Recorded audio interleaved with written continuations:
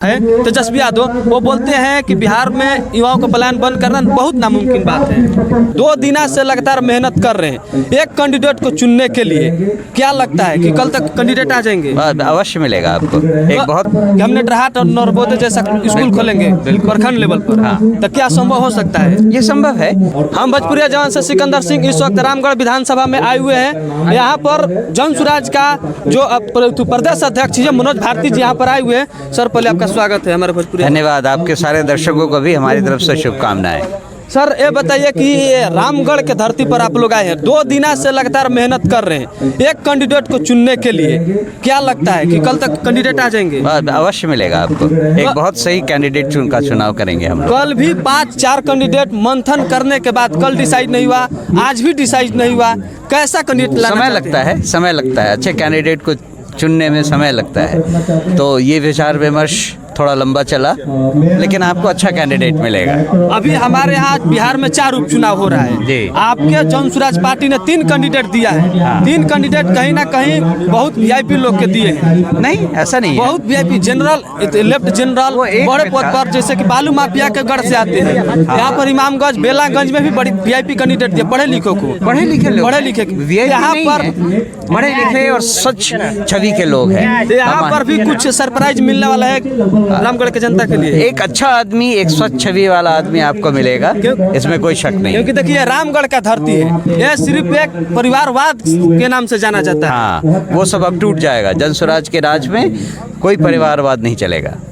कौन अनुभव था पहले कि हम जन स्वराज के पहला प्रदेश अध्यक्ष हो सकते? नहीं, हमको पता नहीं था।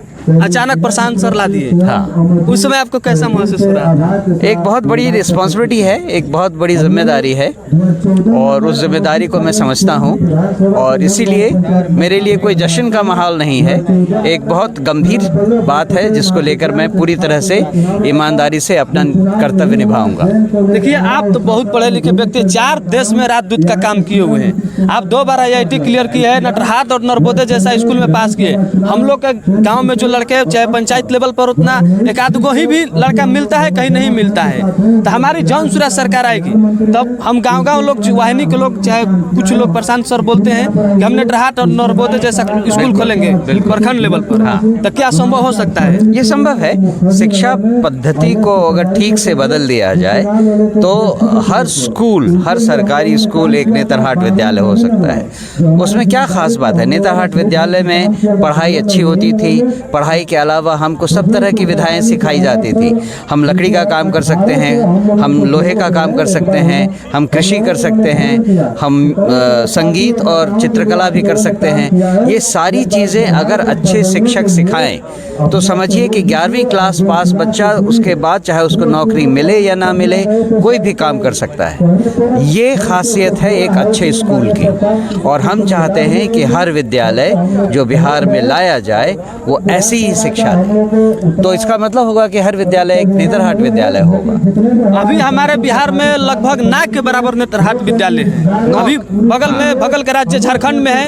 अब देश में भी बहुत कम है। तो हमें जो प्रशांत किशोर जी का 5 संकल्प है, सबसे पहला उसमें युवाओं का पलायन बंद। ये कहाँ तक लगता है कि संभव हो जाएगा? यहीं पर जो RJD का जो सुप्रीम है और नेता प्रतिपक्ष है तेजस्वी यादव, वो बोलते हैं कि बिहार में युवाओं का पलायन बंद करना बहुत नामुमकिन बात है। वो गलत बोलते हैं। उनको समझ नहीं है कि हम क्या, हमारा प्लान क्या है, हम क्या लाना चाहते हैं। तो ज़रूरी ये है कि हम थोड़ा धैर्य रखें। अगर शिक्षा को हमने बदल दिया तो उसके साथ साथ बहुत सारी इंडस्ट्रीज़ भी हमारे यहाँ आएंगी। बच्चे जो पढ़ के निकलेंगे उनको नौकरी यहीं मिलेगी। और हमारा तो संकल्प ये है कि 10 साल में ऐसी कंडीशन बना दें कि बाहर से लड़के पढ़ने के लिए बिहार में आए, बाहर से लोग नौकरी करने के लिए बिहार में आए। ये हमारा संकल्प है। ये होगा सच्चा स्वराज बिहार के लिए। यहाँ पर बहुत सारे लोग बोलते हैं, बीजेपी वाले बोलते हैं कि ये जन स्वराज या प्रशांत सर RJD के लिए काम करते हैं, RJD वाले बोलते हैं कि ये बीजेपी के लिए काम करते हैं। इसमें कितना सच्चाई है? वो आप देख लेंगे, वो आप देख लेंगे। चुनाव होने दीजिए, वो आप देख लेंगे, है ना। धन्यवाद।